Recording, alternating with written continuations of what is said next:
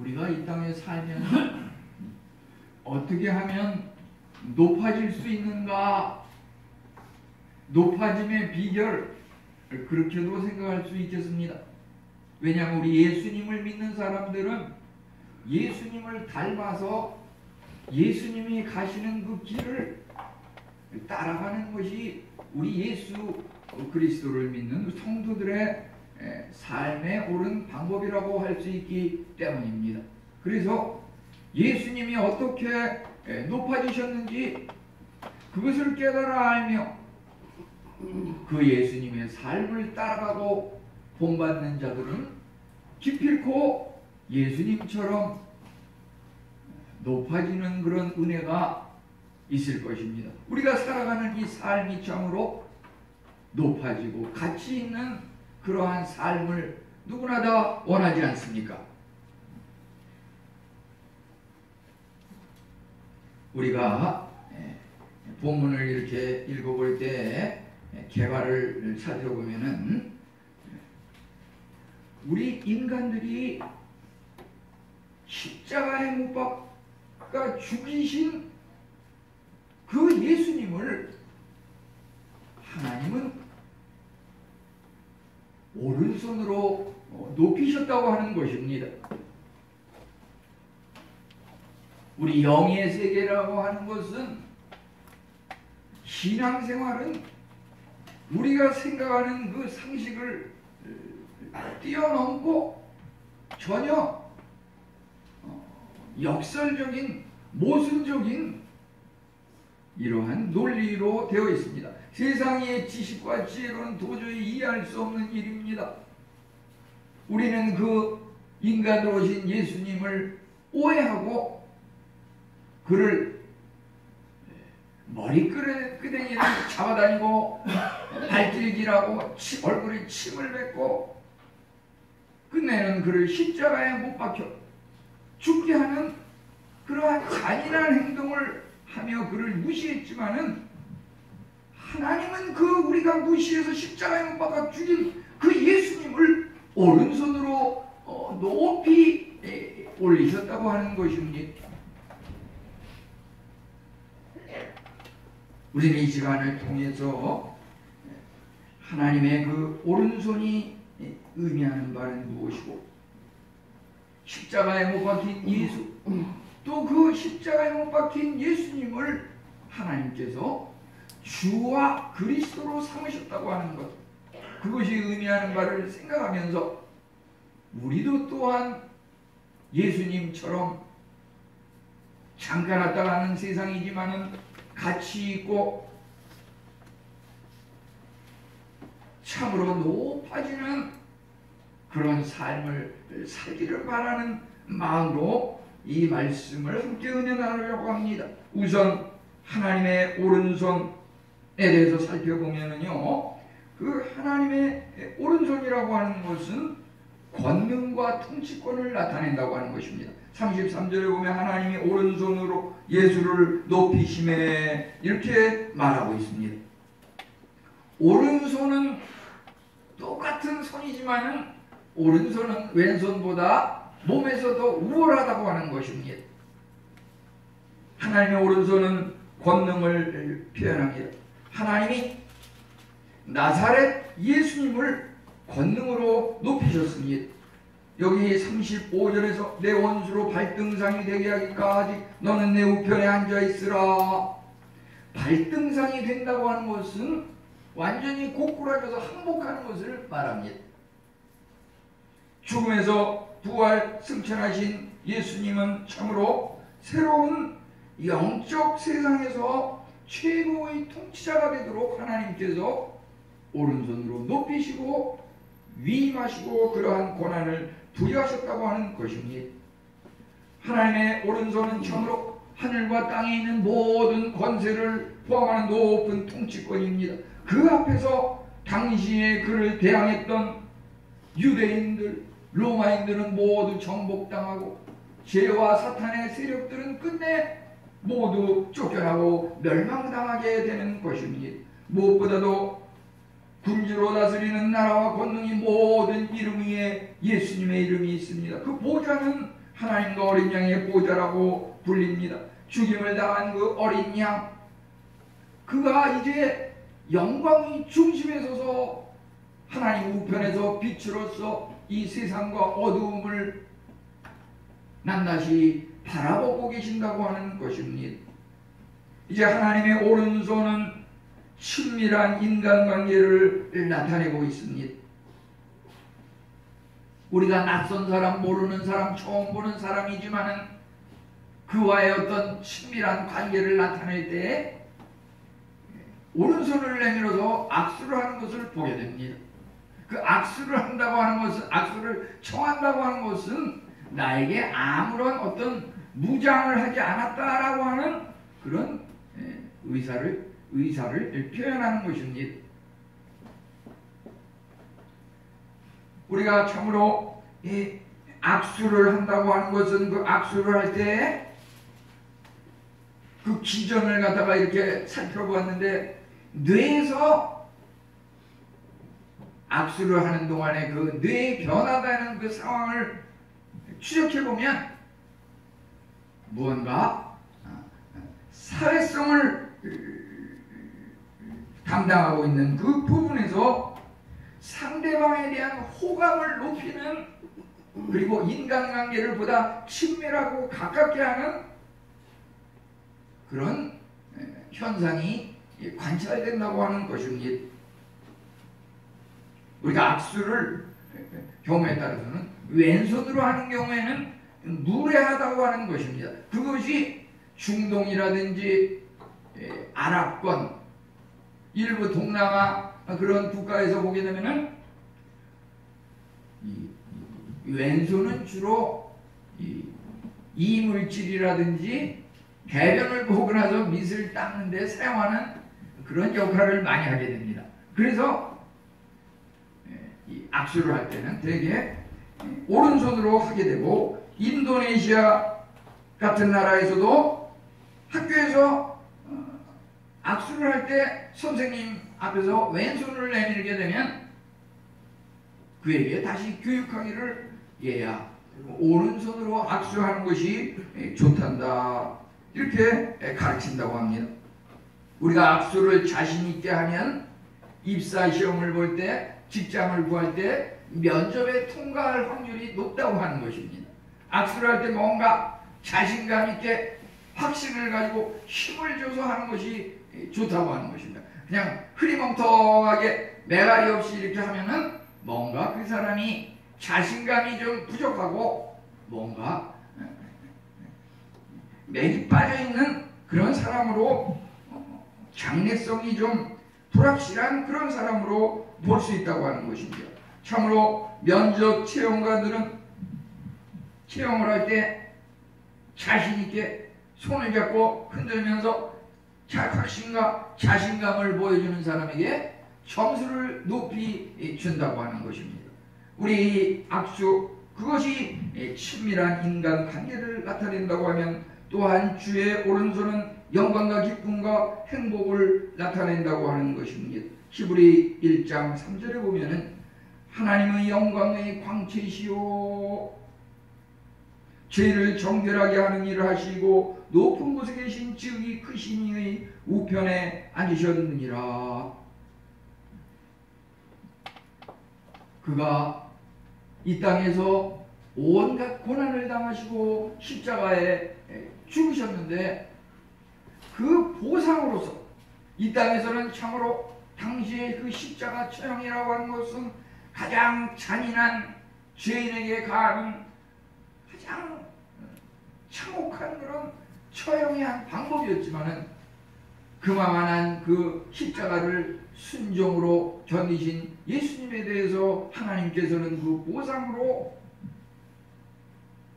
오른손으로 그 하나님께서 그 예수님을 높이셨다고 하는 것입니다. 그 하나님의 그 오른손으로 높였다고 하는 그 오른손은 어떤 의미가 있습니까? 시편 16편 11절에 보면은 주의 오른손에는 즐거움이 있도다, 영원한 즐거움이 있다고 하였습니다. 이제 참으로 주의 오른손에 높임을 받은 자는 더 이상 십자가의 그 고통과 손과 발에 못 박히는 그러한 고통은 이제 결코 겪지 않을 것입니다. 상상할 수 없는 기쁨이 충만한 예수님을 믿고 구원의 확신을 가지고 살아가는 삶이 바로 이러한 것입니다.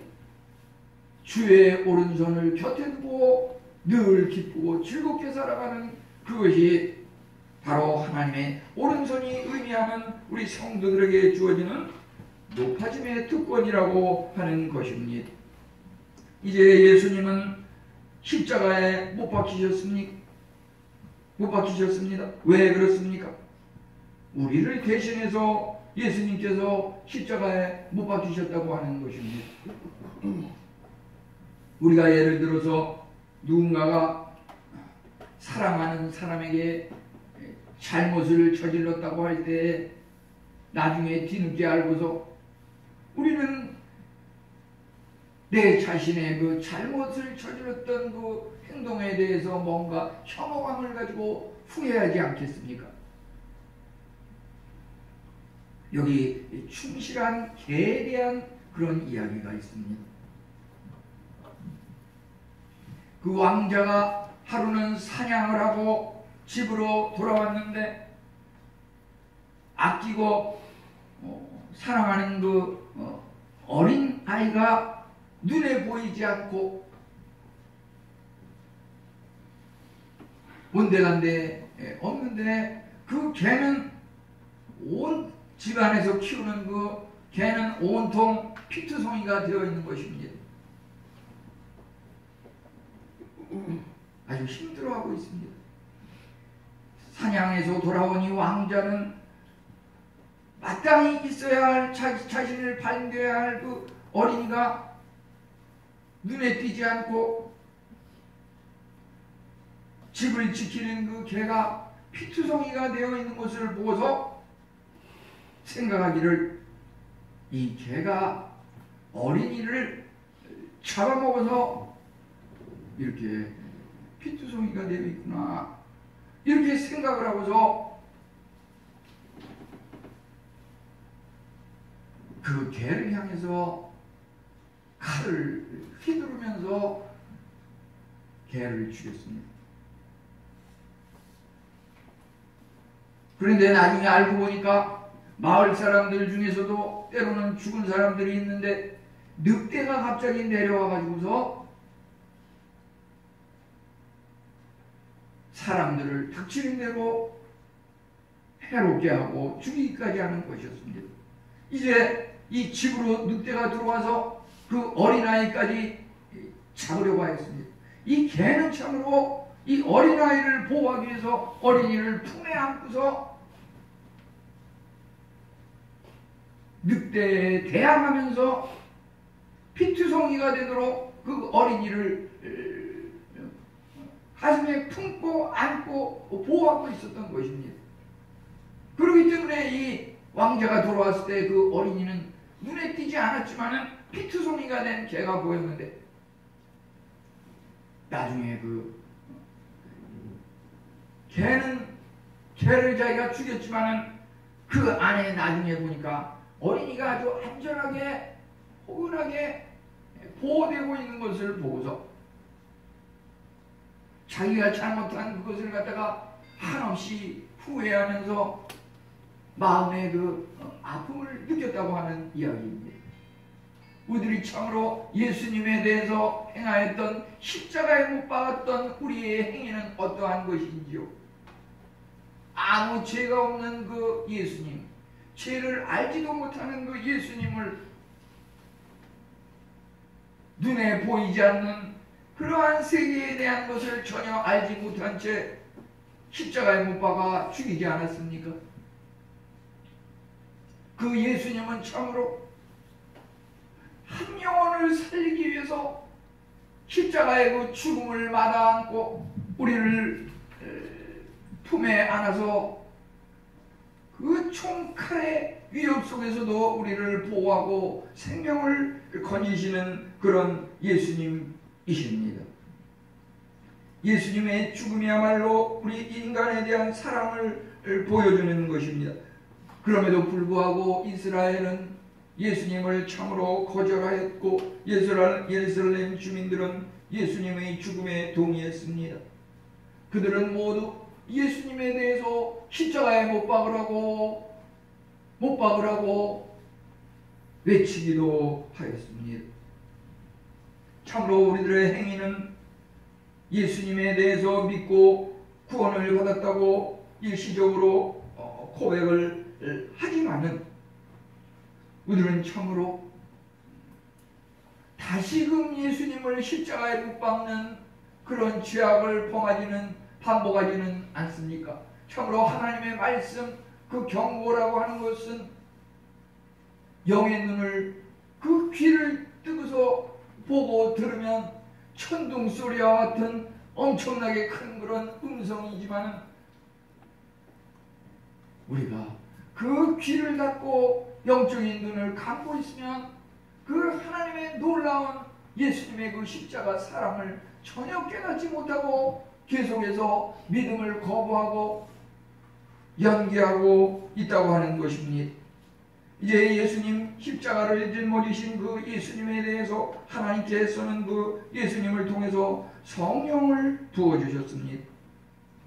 성령이라고 하는 것은 구약시대의 그 영은 하나의 그 앞으로 오실 영에 대해서 예언하는 그런 의미가 있지만 이제 예수님께서 오심으로써 신약시대의 영이라고 하는 것은 실질적으로 구약시대의 그 예언이 성취되고 적용되고 실행이 된 그 약속 성취의 의미가 있다고 하는 것입니다. 33절에 보면 성령을 아버지께 받아서 부어주셨다. 하나님께 충성하는 영으로 날마다 새 힘을 공급받아 봉사해야 할 것입니다. 우리는 예수님을 십자가에 못 박았습니다. 그렇지만 하나님께서는 예수님을 오른손으로 높이셨습니다. 예수님께서 십자가에 못 박혀 죽으셨지만 이제 부활하셔서 하늘로 오르사 하나님 우편으로 승천하셨는데 하늘로 올라가실 때 올라가시면서 이제 릴레이 선수가 바톤을 넘겨주고 터치하듯이 이제 예수님이 올라가면서 성령님과 그 역할을 바톤 터치하면서 이제 성령님께서 내려오셨습니다. 지금은 예수님이 지금 하나님 우편에 앉아 계시기 때문에 세상에는 계시지 않지만 성령님께서 그 역할을 감당하고 있다고 하는 것입니다. 그래서 우리는 이 시대를 성령 시대라고 합니다. 예수님께서 승천하셨다는 그 증거는 바로 성령님께서 내려오셨다고 하는 그 말과 동일한 의미의 증거가 된다고 하는 것입니다. 성령님께서 오심으로 말미암아 이제 예수님을 통해서 증명하고 적용되는 그러한 은혜가 있습니다. 그것은 바로 영적인 그 은사라고 하는 것입니다. 고린도전서 12장 8절로부터 10절에 보면은 성령의 9가지 그 은사가 있습니다. 지혜와 지식과 믿음과 병 고치는 은사, 능력을 행함, 예언함, 영을 분별함, 각종 방언을 말함, 그 방언을 통역함, 이 9가지 은사를 가지고 주님의 일을 봉사할 때 그 봉사가 참으로 기쁘고 활기찬 그런 은혜의 신앙생활이 될 수가 있겠습니다. 우리가 전혀 이런 은혜를, 이러한 은사를 아무것도 갖지 않고 느끼지도 못하고 깨달음도 없이 직분을 감당한다고 하면은 이 신앙생활, 교회생활이라고 하는 것이 기쁨이 전혀, 새 힘이 전혀 없을 수 있다고 하는 것입니다. 우리 미래는 참으로 한치 앞을 내다볼 수 없고 불확실한 미래입니다. 이제 얼마 있으면 수험생들이 진로를 결정하고 학과를 선택하는 그러한 일이 있습니다. 또 연말연시가 되면 직장을 옮긴다든지 내가 이쪽으로 갈까 저쪽으로 갈까 우리 망설임의 그 가르마와 같은 그런 인생의 날마다의 그런 선택 속에서 어떠한 것을 선택할 것인지. 참으로 사도행전 21장 4절, 사도행전 20장 22절에 보면은 바울이라든지 그 제자들은 1차, 2차, 3차에 걸친 그 선교 여행을 가는 데 있어서 그 선교지를 택할 때에 하나님의 그 성령님의 인도하심을 받았다고 하는 것입니다. 사도행전 20장 22절에 바울은 성령에 매여 예루살렘으로 갔고, 그들이 그 미래를 결정하고 나아갈 때 성령님의 인도하심을 받았다고 하는 것입니다. 우리가 학과를, 진로를 선택할 때, 누구를 만날 때, 직장을 선택할 때, 장소를 결정할 때 성령님의 인도를 받는 것이 굉장히 중요하다고 하는 것입니다. 그리할 때에 거기에 크고 놀라운 예수님과 같은 높이 올림을 받는, 참으로 우주 만물 생사화복을 주장하시고 하늘과 땅의 권세를 지니신 그 통치자 예수님의 그 능력이 우리에게 부여된다고 하는 것입니다. 우리는 그렇게 할 수 없습니다. 그렇지만 성령님의 인도함을 받으면 성령님께서 우리를 주장하시기 때문에 그러한 일이 당연히 이루어진다고 하는 것입니다. 이제 예수님은 주와 그리스도라고 36절 마지막에, 우리는 참으로 예수님을 십자가에 못 박아 죽게 하셨지만은 하나님께서는 우리가 십자가에 못 박아 죽인 그 예수님을 주와 그리스도 되게 하셨다고 하였습니다. 주는 무엇이고 그리스도는 무엇입니까? 예수는 그리스도, 주는 그리스도시요 살아계신 하나님의 아들이니이다. 베드로가 고백한 이 고백이야말로 우리의 신앙생활의 고백이 되어야 하고, 이것이 참으로 신앙의 기초 원리이고 최고의 신앙 고백이라고 하는 것입니다. 그 뜻을 알고 고백하면 더 큰 의미가 있을 것입니다. 우선 예수라고 하는 말, 우리 예수님을 믿는데 예수라고 하는 그 말의 뜻은 어느 정도는 다 알고 계실 텐데요. 그것을 다시 한번 정리하면은 여호와는 구원이시다, 이런 의미가 있고요. 그 다음에 자기 백성을 죄에서 구원할 자, 이런 의미가 있습니다. 예수라고 하는 것이. 그런데 그 예수라는 이름은 예수님께서 계셨던 그 당시에 그 이름을, 똑같은 이름을 가진 사람이 예수님, 우리가 믿는 그 예수님 한 분만 있는 것이 아니라 많은 사람이 있었습니다. 또 뜻만 가지고 생각하면 구약시대에도 그런 비슷한 이름을 가진 사람이 많습니다. 예를 들어서 구약시대에는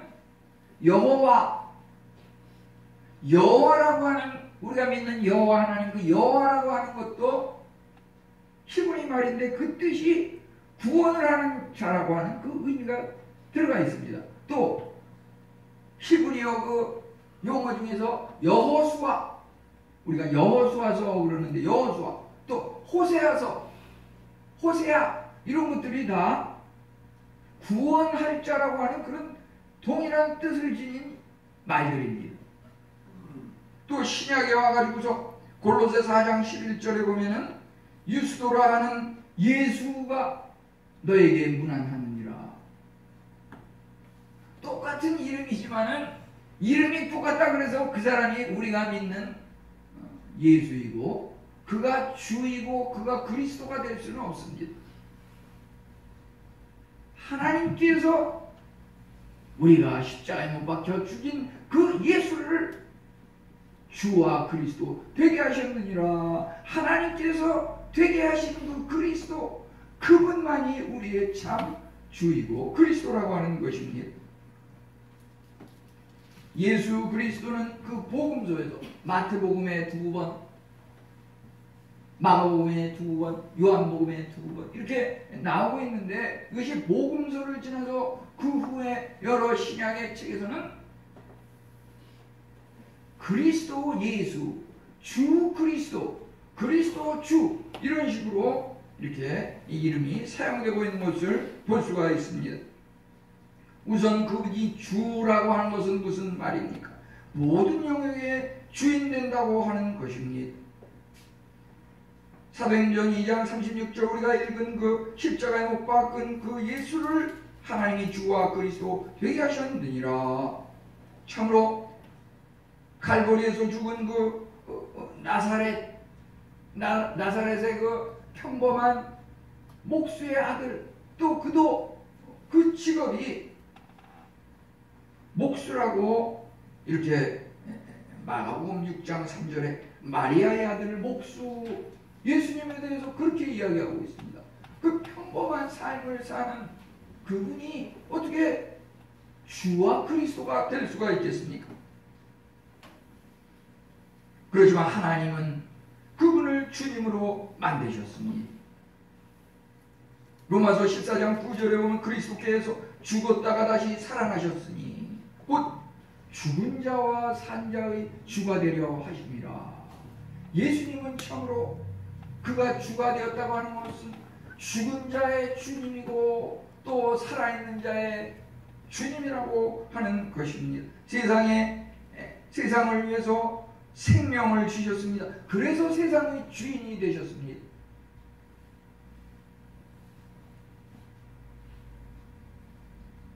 우리 남자분들은 예를 들어서 가정의 주인이시고 또 직장에서 오래 다녀가지고서 거기서 조금 이렇게 승진을 해가지고서 높은 위치에 있다든지 이렇게 해서 나중에 또 무슨 이사가 되고 이사장이 되고 또 뭐 회장을 이어받는다든지 이런 경우도 있을 텐데 그런 높은 위치를 차지한다고 해서 편의상 그를 주인이라고 이렇게 이야기하겠지만은 정말 주인은 뭐냐면은 예수님처럼 세상을 위해서 자기 자신의 모든 것 목숨을 내어주셨기 때문에 세상의 주인이 됐다고 하는 것입니다. 내가 정말 내 가정의 주인인가? 내 교회의 주인인가? 나의 생명을 내 가정을 위해서, 내 교회를 위해서, 내 직장을 위해서, 내 생명을 아끼지 않고 드리는 그러한 삶으로 섬기고 생활하는 사람은 그가 바로 주인이고 예수님처럼 높임을 받을 수 있다고 하는 것입니다. 이론적으로는 그렇지만은 많은 사람들이 어떤 몸이 귀찮고 시간을 내는 문제, 물질을 투자하는 문제, 자기가 생각하고 계획하고 진행하는 여러 가지 사사로운 일들을 핑계로 그러한 일들을 주저하고 망설이고 무시하고 이렇게 지내는 것이 대부분의 사람들의 삶이 아닙니까? 주님은 24시간 우리의 하루 일과 속에서 우리 몸과 마음의 행실을 다스리고 보존하시는 분입니다. 가정의 주인이 주님으로서 가정의 여러 가지 경제적인 수입과 지출, 가정에서 일어나는 가족 식구들 간의 관계, 자녀들과의 그 의논 결정사항, 이 모든 것들을 주님께서 주장하신다고 하는 것입니다. 예수님은 또한 십자가 보혈로 죽으심으로 피로 갖추고 사신 교회의 머리 되셨습니다. 우리는 그 교회의 머리이신 예수님의 그 지체요 몸인 것입니다. 교회의 부흥과 발전, 심판, 예배의 경건성, 성도 간의 친교, 이 모든 것들을 예수님께서 주장하신다고 하는 것입니다. 국가의 어떤 흥망성쇠, 공의로 다스리시고 또 세상 모든 일들 중에서 불의한 자는 마침내 파멸당하고 진실된 자는 마침내 일어나는 그러한 것들을 주장하시는 분이 예수님이십니다. 일터에서 동료들 간의 관계를 주장합니다. 우리는 모든 일에 있어서 어디를 가든지 그리스도가 곁에 계셔서 주장하심을 알아야 할 것입니다. 그리스도인은 어디에나 무슨 일을 하든지 하나님을 모시고 그리스도를 곁에 두고 그가 나의 모든 것을 주장하신다는 것을 알고 살아갈 때 그 삶이 참으로 진정 구원 얻은 자들의 삶이라고 하는 것입니다. 당장 눈에 보이는 사람의 그 의식을 벗어나려고 하는 그런 일시적인 얄팍한 그런 마음을 가지고 살아가서는 안 될 것입니다. 그리스도라고 하는 것은 이제 무슨 말입니까? 모든 이름이 뛰어난 이름입니다. 그리스도라고 하는 이름은 히브리어 메시아를 갖다가 이제 그리스어 헬라어로 번역한 것이 바로 그리스도인데, 이것은 기름 부음이라는 의미를 지니고 있습니다. 기름 부음이라고 하는 것은 성령을 받은 자 또는 성령, 그것이 기름 부음의 의미가 있습니다. 또 그것은 하나님께서 부여하신 신적인 통치자로서의 의미를 지니고 있습니다. 그리스도, 에베소 4장 13절에 보면 우리가 다 온전한 사람을 이루어 그리스도의 장성한 분량이 충만한 가운데 충만하기까지 이르리니, 이 말을 볼 때 그리스도라고 하는 것은 온전한 것이고 충만한 그런 의미가 있다고 하는 것입니다. 그리스도는 그만큼 온전함을 의미합니다. 그럼에도 불구하고 당시에 예수님에 대해서 예수는 그리스도라고 말하는 것은 참으로 어리석은 것이고 신성 모독을 하는 그러한 것으로 단정지었습니다. 어떻게 가장 잔인한 형벌을 받았던 십자가에 죽은 사람 마리아의 아들 목수, 그가 어떻게 그리스도냐, 그가 어떻게 우주 만물의 주인이라고 말할 수 있겠냐. 그것은 참으로 신성을 모독하는 것이고 하나님을 우습게 여기는 그러한 것으로 받아들였기 때문에 아무도 예수님에 대해서 그리스도라고 주라고 믿지 않았던 것입니다. 그럼에도 불구하고 예수님은 온 인류의 구원을 위해서 십자가를 견디셨습니다. 십자가라고 하는 것은 자기 희생을 표현한 거룩한 사랑의 행위라고 볼 수가 있겠습니다. 하나님은 예수를 그리스도로 만드셨습니다. 많은 사랑의 기름을 부으셨습니다. 이제 마태복음 16장 16절에서 시몬 베드로가 대답하여 이르시되 주는 그리스도시요 살아계신 하나님의 아들이시니이다.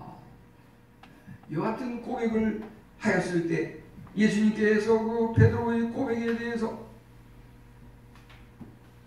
네가 이렇게 고백하는 것, 이를 알게 하신 자는 육체가 아니요 육신에서 난 자가 아니요 하나님께서 그것을 알게 하셨다고 이렇게 예수님께서 칭찬하면서 축복한 것을 보게 됩니다. 그리스도인이라고 하는 것은 적어도 예수님을 그리스도로 깨닫고 고백하는 사람들입니다. 우리 다 같이 마태복음 16장 16절 베드로가 고백한 예수님에 대해서 함께 한 목소리로 고백했으면 좋겠습니다. 우리의 마음을 깊이 담아서 제가 먼저 한번 하고 우리 다 같이 따라서 함께 하겠습니다.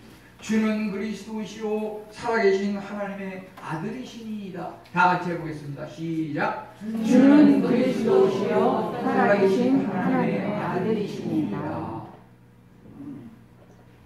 주라고 하는 것은 모든 영역에 있어서 주인이 주님이라고 하는 것, 또 그리스도라고 하는 것은 우주 만물의 그 다스리는 통치권을 가진 그분이라고 하는 것, 그것이 성령의 기름 부음을 받아서 그러한 권한이 하나님의 오른손으로부터 부여받았다고 하는 것. 그러므로 참으로 예수는 그리스도라고 고백하는 그 의미야말로 복음의 가장 위대한 진리라고 할 수가 있겠습니다. 예수님을 높이고 완전한 가치를 부여하는 그 신앙 고백이 바로 주는 그리스도, 예수는 주요 그리스도라고 하는 고백이라고 할 수가 있겠습니다. 우리 모든 성도님들께서 예수님을 나의 주와 그리스도로 삼는 성도님들이 다 되시기를 축원합니다. 살아계신 하나님 감사합니다.